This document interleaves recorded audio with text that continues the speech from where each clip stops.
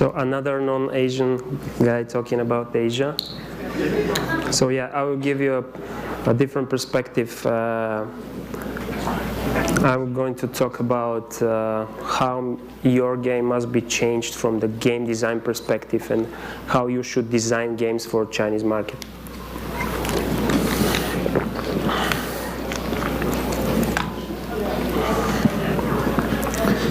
Okay.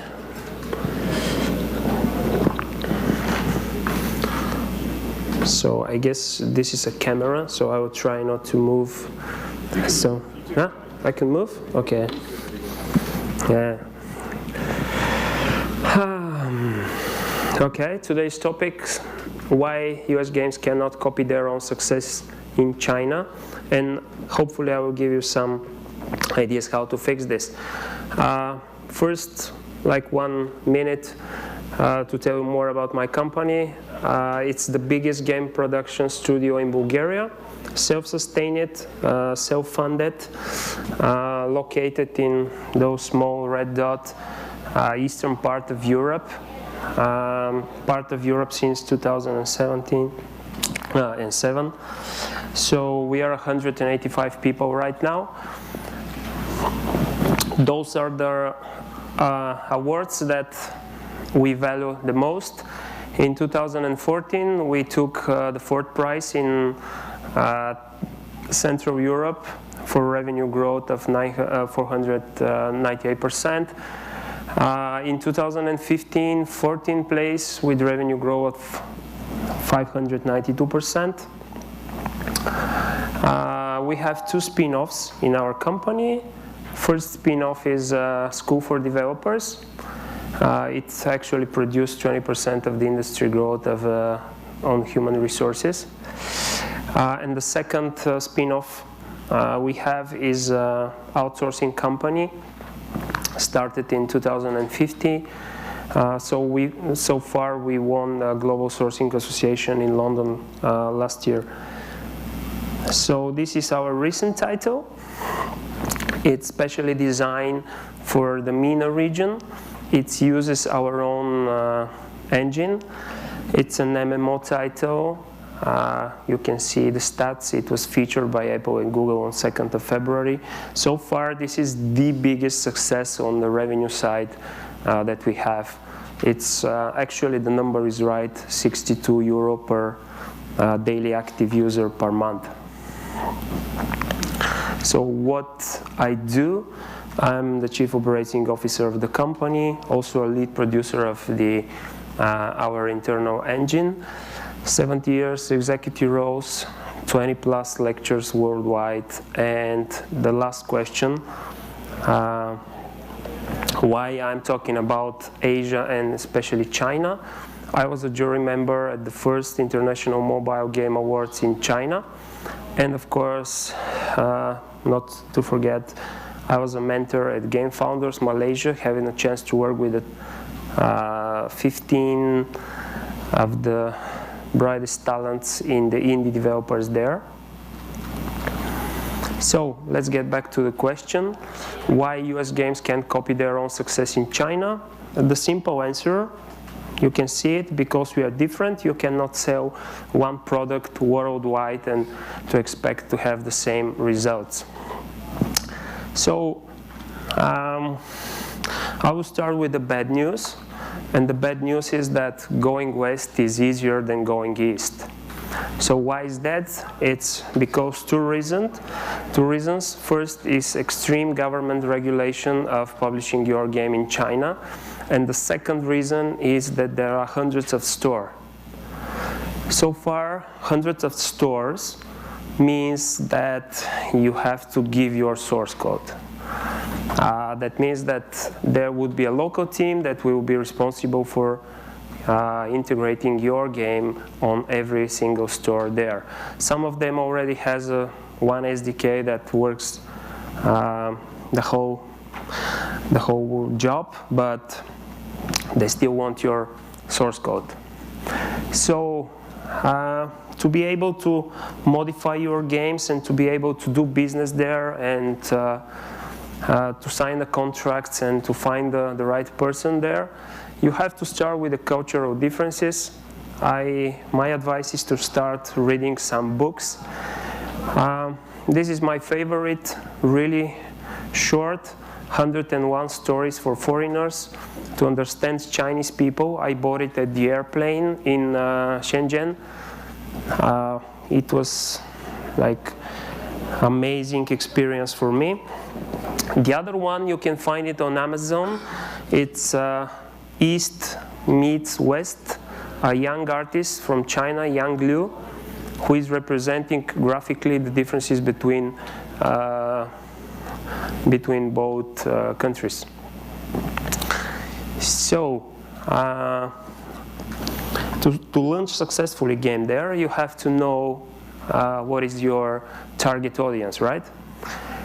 So in the past, people in China had near to zero access to consoles. It's the same as Eastern Europe, for example, where I came from. So our first experience with games was on PC in internet coffee shops, where people were playing online and they are playing together.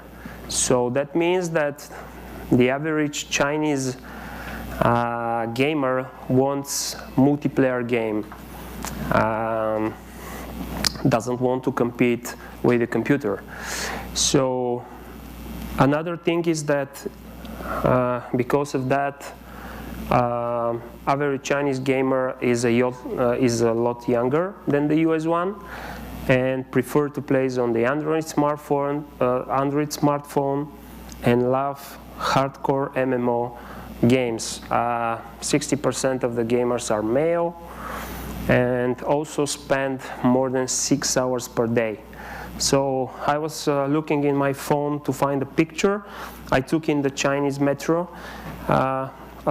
Almost everyone has like this big battery under the phone, and they're constantly on their smartphones. So what to do in order to be successful there? First of all, the game must be free to play.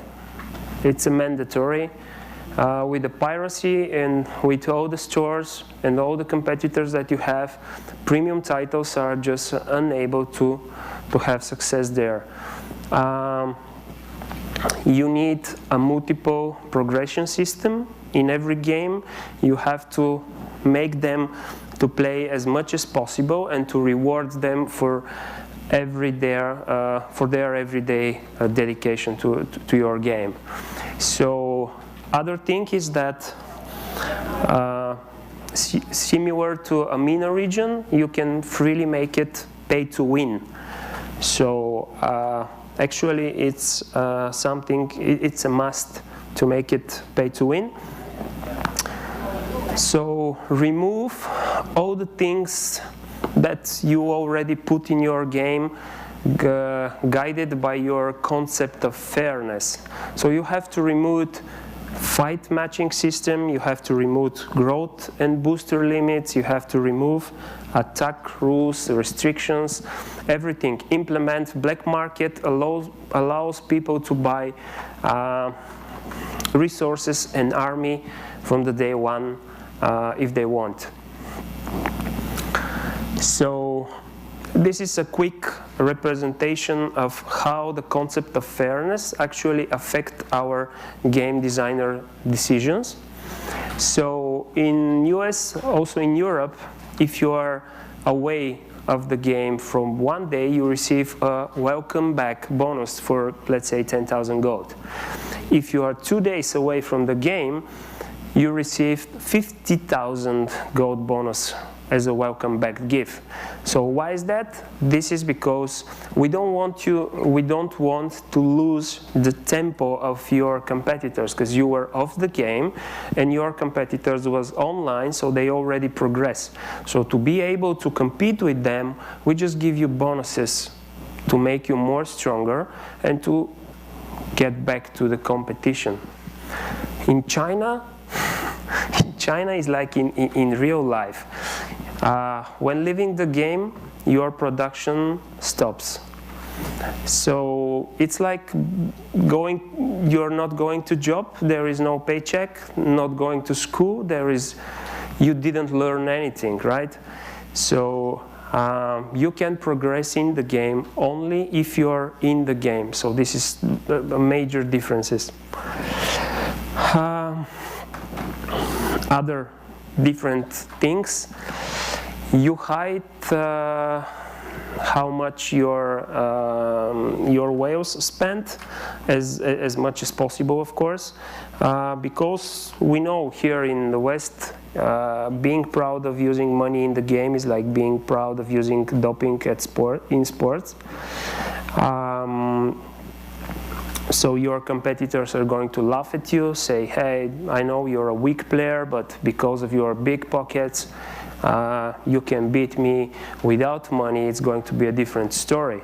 So this is how we think here in US and Europe.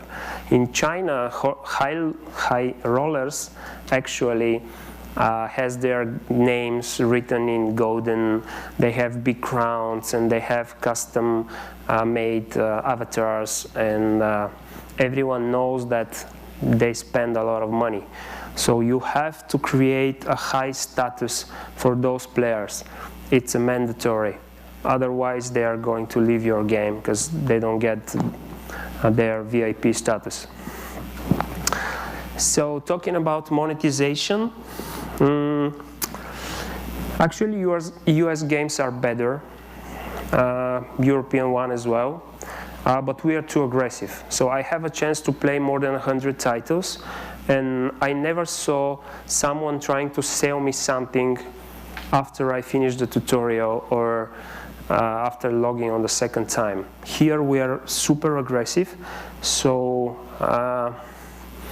my advice is to reconsider how aggressive you promote your in-app purchases. The second important thing is that you have to depend on the in-app purchases. In China, only one store supports on advertisement, and the opinion was, when we started discussing with the biggest mobile operator, is that they don't like ads, because ads actually could allow people to jump from one store to other. So they have their reasons to keep their players to play this particular game on this particular store. So ads, it's not going to be like a big boom in the next year, for sure. So what else? The smaller size, the better, because internet connection, installs and retention numbers are useless. When you negotiate a deal with Chinese guys, don't rely on minimal guarantees. For example, I want 2 million installs. It's not going to work. They will fake the numbers, and you won't get the players. So use clever stuff to monetize. Use irrational thinking. What is irrational thinking? This is a really simple concept. Same price, better offer. So you have to make them to think that you're stupid and they're clever. So this is how it works to your brain. So when your brain sees that there is another award for the same price but better offer, your brain just focusing on it and just forget the small packages. So this is really creative and working there. So talking about UI, complexity over simplicity. Here in US we say simple is better. The thing is that in China is completely the opposite. So here is something that I took from the book.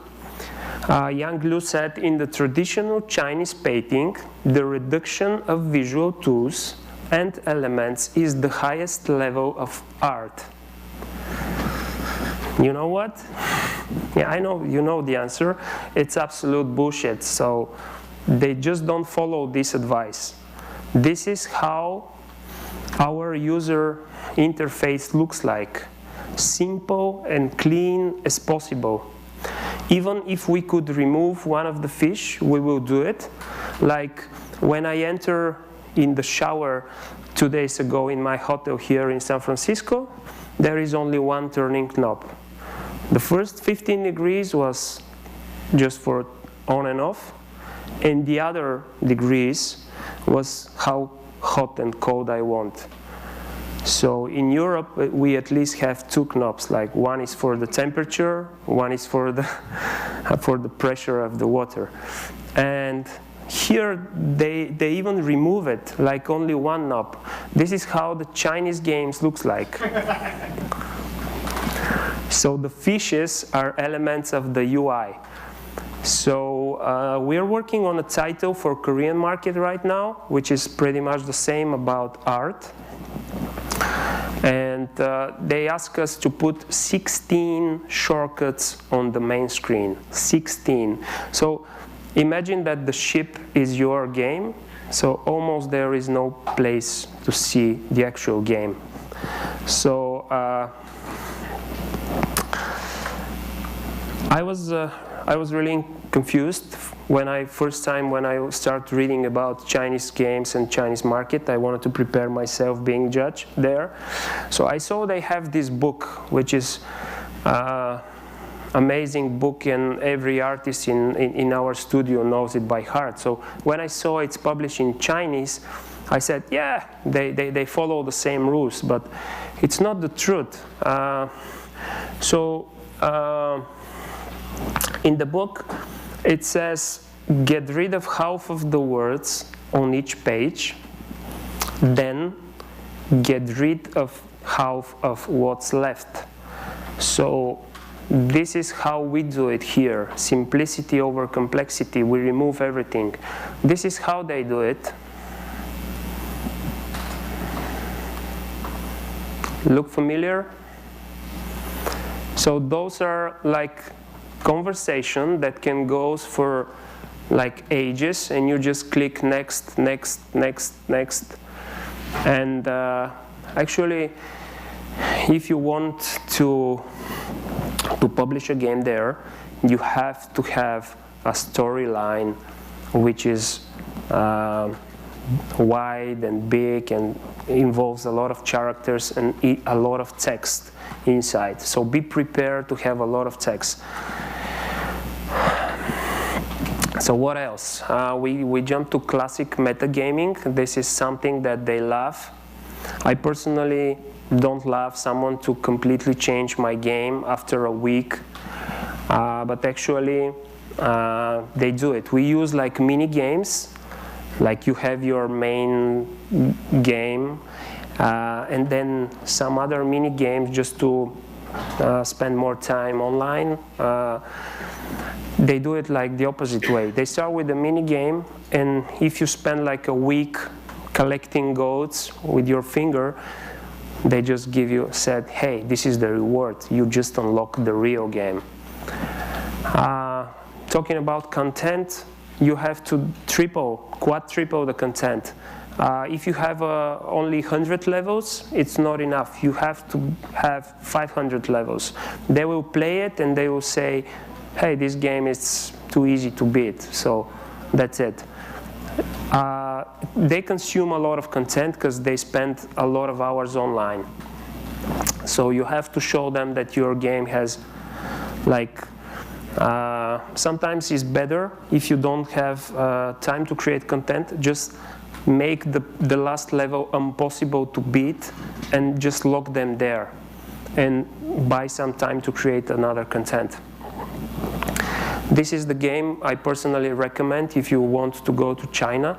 Just play it and analyze it. This is the classic example of metagaming. It's called Gumballs and Dungeons. Amazing game. It starts only as a clicker, then turns out as a fantastic RPG game. So what they love to grind. So make them to grind for ages. This is the way to help them to engage more with your brand and your product. In our dictionary, it says hard do work. For them, grinding is like building the Chinese wall, like something that they have from their ancestor, a purpose of their life. They build it and they will leave something for the next generation. So Asia is action, West is command. I can say it in one sentence. So Asian people wants to, especially in China, they want the action. They want to touch on the screen. They want to spend a lot of time. Hard work is not something that they are not afraid of. Talking about the big firewall of China, this is something that couldn't allow you to access your cloud servers here in the West. So you have to consider building your own infrastructure there. A few words about the regulation that I said in the beginning, that it's extreme regulations. So actually they said that they have this to protect the young generation. Actually, if you read the next couple of sentences on the slide, you will see that they are actually protecting the domestic industry. So to publish a game, you need a publication number. How to get one? Only a Chinese entity could get you one. So you have to sign the deal with a Chinese company. You cannot go alone and publish your game there. And of course, it took like 4 to 6 months. Few words about censorship. Yes, there is a big censorship there. 3 ways. The first is nudity and blood. It's general, like everywhere. But the blood must be in blue colors and must be really small in quantity, a few drops only. The second way is augmented reality. You know that in China, like Pokemon Go, it's forbidden. They don't want people to walk with their phones off and their cameras on. So it's security reason that they don't allow people to go and scan, make photos of what's happening, and this is something that really frightening them. Of course, the third way of censorship is above the law behavior. To understand me clear, I will show you this picture. So if you have a nice racing car, a nice racing game, and you want to race in the city, you must make it like this. You have to put a speed limit on the car, and because the young generation actually learn about the external life from the computers and from mobile games. These are not mine words, but the words from the one guy from the Ministry of Culture and Youth. So they think that you have to put regulations. The good thing is that violence in strong language is allowed, and also social and one-to-one communication is allowed, which is disallowed in Japan, for example. And I guess it's the last slide, how to open the gate to China. My personal advice is look for companies that has offices there and work both sides of the ocean. It's like companies like My Games, companies like Zplay. If you are bigger than our size, go and work with CMGE, like Ringo is here, or Emily from Seasoon from Kingsoft is also here at the event. So you have to work with a local company that has experience in this. Thank you very much. That's it. Thank you very much. That's great. Does anybody have a final question before we kind of wrap up? There is one here in the middle. Yeah, so... yeah. Okay. Yeah, I'm Fabiana from Survive Studios, which is a VR games company. So we're talking about AR games being regulated. Do you know anything about VR games? which reality? Yeah, VR games are okay. The thing is that the biggest producer of the VR equipment, I spent like hours of talking with guys from Huawei or other producers of the equipment. They didn't plan to make like phones with a bigger resolution, or they didn't make plans to push and to invest heavily in the VR.